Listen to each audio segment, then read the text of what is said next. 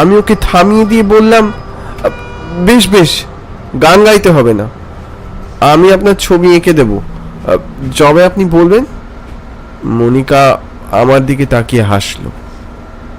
এখন ওকে অনেকটা শান্ত দেখাচ্ছে। ও অদ্ভুতভাবে হেসে প্রশ্ন করলো, ভেবে বলছেন তো আমার ছবি আঁকতে আপনার অসুবিধে হবে না তো? না না, অসুবিধার কি আছে?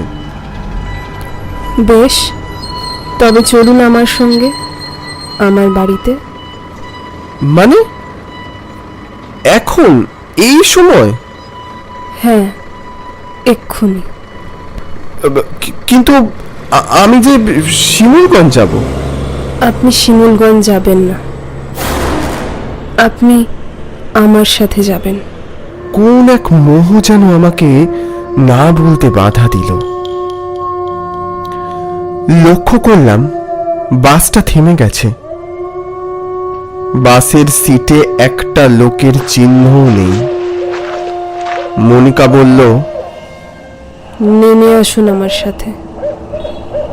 মনিকার পিছু পিছু নেমে গেলাম আমি।